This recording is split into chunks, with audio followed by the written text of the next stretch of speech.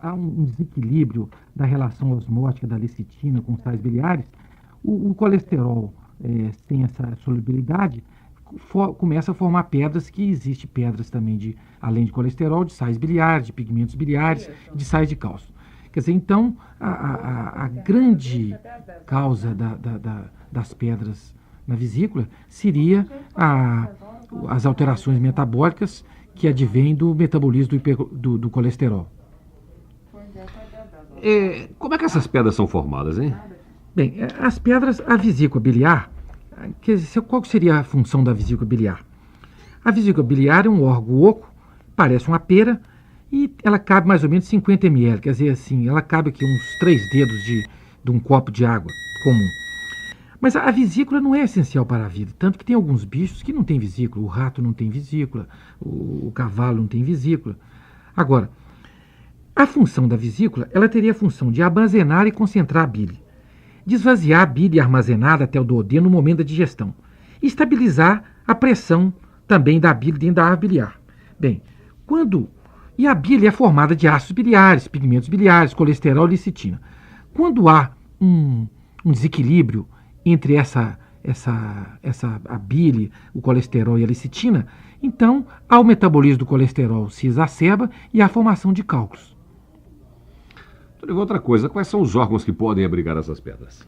Bem, basicamente só tem 2 órgãos que abrigam pedras, seria a vesícula e o rim, né? Uhum. Quer dizer, o rim, um dia nós vamos falar sobre esse assunto aqui. Vamos sim. Bom, isso aí que assusta tanto, que a gente sabe que é um negócio que dói demais. Quais são as causas dessas pedras, hein? Bem, não existe assim uma causa predominante. Por que o metabolismo se altera? Então a pessoa vai falar assim, bem, se eu tiver o colesterol alto no sangue, eu vou ter tendência para ter cálculo na vesícula. Então nem sempre está ligado a isso. Então existe assim várias discussões sobre como os cálculos são formados. Agora existe nos Estados Unidos uma afirmativa que seria os 4F. Os 4F seriam as pessoas que teriam tendência para ter pedra na vesícula. Vou falar em inglês primeiro, forte, family, fat e fertile. Forte seriam as pessoas quarentonas. Family seriam as mulheres. Fat seriam as gordas. E fértil seriam as mulheres que têm muitos filhos. Então existe até uma relação, quer dizer, as mulheres que, para serem gordas, geralmente as pessoas gordas e que têm problema no metabolismo do colesterol. E as mulheres de 40 anos são as que teriam tendência para as que já tiveram mais filhos. Porque uma mulher de 30 anos, de 25 anos, dificilmente ela teria aí 5, 6, 7 filhos. Então seria o padrão das pessoas que têm pedra na vesícula, seriam as mulheres quarentonas, gordas, mulheres, né? E top, comendo 13 jabuticabas com casca não tem perigo de entupir, isso é verdade? Da piriri, né? Não, da piriri não, fica para não entupir, para não ficar tudo preso lá dentro. Não tem nada a ver, né, Zé? Dos 30 anos, poucas mulheres e raros homens têm cálculo na vesícula. 30% das mulheres têm cálculo e não sabe, 15% dos homens também não têm. E melhor ainda, a metade das pessoas que têm cálculos, têm pedras na vesícula, não tem sintomas biliares nenhum. A outra metade sofre distúrbios raros, como a eructação após uma cesariana, pode ter outros por parto normal. Existe uma crendice, existe um falado dos médicos ginecologistas biliares com a relação, com a ingestão de uma feijoada, de uma comida gordurosa, de torresmo e tal. Mas isso não é verdade, porque existem várias pessoas que têm cólicas biliares e que as cólicas se atacam geralmente à noite, quer dizer, com a pessoa com o estômago vazio. Um momento. Quer dizer, e quando a cólica aparece, geralmente as pessoas têm náusea, têm vômitos, têm eructação, muito gás na barriga. E às vezes, quando a pessoa tem um cálculozinho, crava no canalzinho que vai até o duodeno, então às vezes a pessoa tem até tiriça, né? A famosa tiriça. Quer dizer que o indivíduo até confunde com hepatite, mas na verdade não é hepatite. Seria uma icterícia passageira, com 10 a 15 dias desaparece. Agora, outro fator importante é quando a pessoa tem as cólicas de vesículas e aparece uma febre, uma dor alta na boca do estômago, geralmente mais do lado direito, então seria a famosa colecistite aguda, quer dizer, seria a inflamação da vesícula biliar, que geralmente dá nas pessoas que têm cálculo na vesícula. E quando a pedra fica encravadinha na vesícula, é o que nós chamamos de coledocolitise. Quer dizer, geralmente são mais graves, a pessoa às vezes tem que operar, porque a pedra não sai e a icterícia não cede. Existe alguma ligação entre o emocional e as cólicas, hein? Quer dizer, pode parecer brincadeira, né? Mas as pessoas podem dizer, mas como a pessoa vai ter... O que tem a ver o emocional com as pedras e as cólicas biliares, né? Então, veja bem. Então, os antigos já diziam, relacionavam que o estado bilioso das pessoas, né? As pessoas amargas, né? Quer dizer, a pessoa fala assim, eu tenho um gosto amargo na boca. Então, há uma relação. Como é que é essa relação? Quer dizer, os estados ansiosos, o susto, a dor, podem provocar a parada do fluxo biliar, por irritação do sistema do nervo vago.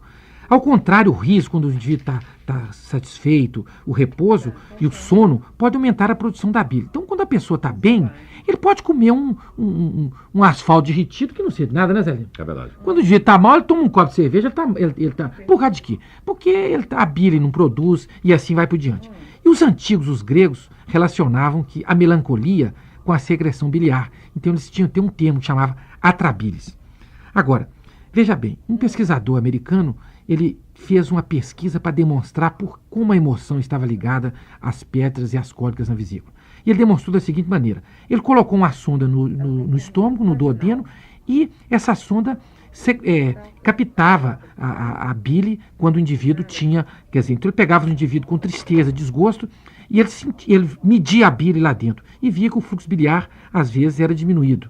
E ao contrário, quando o indivíduo estava alegre, ele media a bile, então o indivíduo estava com a bile 2 a 6 vezes mais assim para frente. Então, o perfil psicossomático do enfermo que tem pedra na vesícula, né, ao contrário do ulceroso, quer dizer, o indivíduo ulceroso seria um indivíduo que tem uma tendência à extroversão, mas que no fundo ele é introvertido e queria ser protegido. Já o indivíduo da vesícula é o contrário, né? Quer dizer, seria um indivíduo introvertido, forçado, mas que no fundo, que no mundo, na verdade, queria ser um camarada extrovertido. Qual é o tratamento para quem tem pedra na vesícula? Na verdade, Zelino, na visão alopática, as pessoas que têm pedra na vesícula, que apresentam uma ou mais crises de cólica biliar, na visão da alopatia, deveriam ser tratados somente pela cirurgia, quer dizer, retirada da vesícula junto com os cálculos. Já que os alopatas dizem que não há tratamento, não há remédio e que as cólicas futuras e as complicações que poderiam vender. Quer dizer, hoje com o diagnóstico das pedras é muito fácil, porque antigamente só existia, você fazia radiografia, que chamaria colecistografia oral, depois ele faria uma radiografia com a gema de ovo, para ver se a vesícula é preguiçosa ou não, para ver a motilidade, porque a gordura iria ativar o funcionamento da vesícula. E se a vesícula não funcionasse, ele faria a biligrafina venosa, que seria um exame que já entrava o contraste pela veia. E mais recentemente, as pessoas, com o advento do ultrassom, que ficou mais fácil o diagnóstico. Agora você poderia me fazer a pergunta seguinte: e se a pessoa vai fazer um check-up e tem um cálculo silencioso, que não sabia nem sentia, o que nós vamos fazer? Qual que seria o tratamento? Bem, aí há uma divergência grande. A primeira coisa a fazer é nada a fazer. Se o indivíduo tem um cálculo e não sente nada, nem sabia do cálculo, você vai fazer o quê? Nada. Por quê? Você vai operar o indivíduo, você tem a fatalidade cirúrgica, você tem as possibilidades de risco. E a possibilidade que antigamente se dizia que as pedras na vesícula poderiam predispor ao câncer, isso não é verdade. Porque nos Estados Unidos já se provaram que o câncer na vesícula é raríssimo e acomete geralmente as pessoas na faixa dos 70 anos. E como as pedras na vesícula geralmente acometem as pessoas de 40 a 50 anos, então esse benefício teórico que você estaria levando as pessoas, na hipótese de prevenir um câncer que daria aos 70 anos, os riscos de uma fatalidade cirúrgica seriam muito maior. Agora, a outra assertiva seria você fazer uma operação nas pessoas. Agora, eu conheço muitas pessoas de 5, 10, 20 anos que têm cálculos na vesícula e que não sentem nada. Quer dizer, então se o indivíduo tem uma cólica uma vez por ano, uma cólica 2 vezes por ano, ele não deve operar. Por quê? Você corre o risco da fatalidade cirúrgica e faria um benefício que às vezes não teria sentido. Agora, mais recentemente, existe esse tratamento seria a litostomia, que seria a quebra da pedra sem a operação. Então isso já existe aqui em 2 centros, parece que no Mater Dei tem, e no Litocentro tem. Como é que é isso? Isso também tem várias dificuldades. Primeiro, a indicação. Nem todo mundo que tem a pedra na vesícula pode submeter a isso. Por quê? Porque Primeiro, a vesícula tem que estar funcionando. O indivíduo não pode ter a vesícula preguiçosa. Então ele teria que fazer o exame direitinho para saber se a vesícula está preguiçosa. Em segundo lugar, os cálculos não podem passar de 7, no máximo 7 cálculos. Em terceiro lugar, as pedras não podem ser muito pequenas, tem que ter no mínimo 1 centímetro de diâmetro. Em quarto lugar, teria que ser os cálculos puramente de colesterol. E em último lugar, o mais grave é o alto preço do tratamento e a dificuldade das pessoas de menor poder econômico se situarem nesses exames, porque o próprio INPS ainda não pagou. E mais recentemente existe ainda um outro tratamento que não chegou em Belo Horizonte, que existe que é tratamento só para gente rico, no Mater Dei, aliás, no Alberto Einstein e na medicina portuguesa, que seria a laparoscopia. Seria uma incisão pequenininha, de uns 2 centímetros na barriga, e através de uma sonda, com a televisão ligada, o médico levaria essa sonda lá, retiraria a vesícula e quebraria os cálculos. E o indivíduo sairia do hospital com 2, 3 horas. Mas é também um tratamento que resolve, mas um tratamento oneroso demais. Agora... A televisão vai mostrando a sonda, não é o programa da Xuxa, não, né? Não. Vai chuchar as pedras, né? Vai chuchar a pedra. Agora, Xuxa tira, né? Uhum. Zelino, falando na Xuxa, você viu o Gerson Valadão, falou assim, qual que é a maior... Uma piadinha, né? Assim, qual que é a maior inveja que você teve na vida? Você leu isso? Não, vi não. Falou assim, quando o Pelé namorava a Xuxa. Ele teve inveja do Pelé ou da Xuxa? Ele teve inveja do Pelé, não. Tá bom. Olha aqui. Quer dizer, então, se a pessoa não tem nada, não sente nada e tem um cálculo silencioso, ele não deve operar nunca. Porque eu mesmo já vi N complicações de cirurgia de vesícula, que eu não vou falar aqui, porque de pessoas que operaram, quer dizer, a pessoa tinha um cálculo, foi operar, não tinha cólica nem nada, achou casualmente e deu problema para ele. Então, agora, se a pessoa tem cólicas repetitivas que incomodam a vida dele, aí ele realmente tem que ser operado. Na homeopatia, qual é o tratamento? Bem, se a homeopatia é um procedimento que não é um procedimento mecânico. O tratamento cirúrgico não é tratamento nem alopático nem homeopático, é um tratamento mecânico.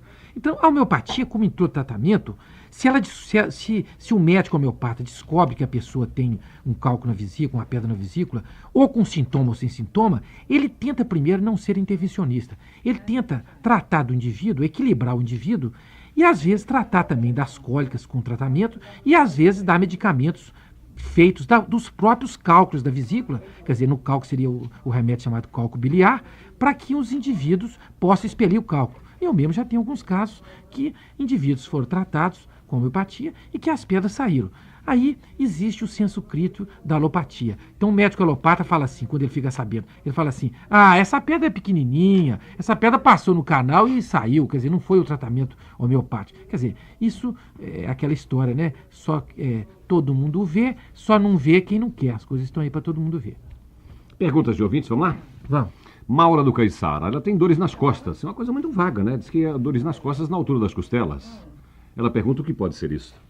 Bem, isso é muito difícil, realmente é difícil. Se for do lado direito, uma cólica que sobe para o omoplata direito, pode ser reflexo de problemas de vesícula, pode ser problema de pleurite, pode ser, em última análise, até se tivesse febre, um problema de pneumonia. Isso pode ser 1000 doenças. Não tem nem jeito de responder. Maria das Dores do Santa Amélia. Há muito tempo tem uma coceira na perna, perto do pé. Já usou todo tipo de pomada sem solução. Ela pergunta se pode ser erisipela. Bem, isso aí provavelmente deve ser uma dermatite atópica ou um eczema. A erisipela geralmente vem abruptamente com febre, febrão, febre alta, náuseas, vômitos, e a pele fica vermelha e lisa e muito dolorosa. Com certeza não é erisipela. Terezinha do Santo Inês. Existe remédio para tirar pedras sem cirurgia? Bem, é o que eu falei. Na homeopatia, quer dizer, na medicina natural, existe os famosos chá de quebra-pedra e tal. E antigamente, na alopatia, existia um remédio que eles falavam que era para tirar pedra. O remédio chamava Quelodin. É da época que eu formei, há 20 anos atrás. Agora, na homeopatia, existe o remédio feito da própria pedra na vesícula.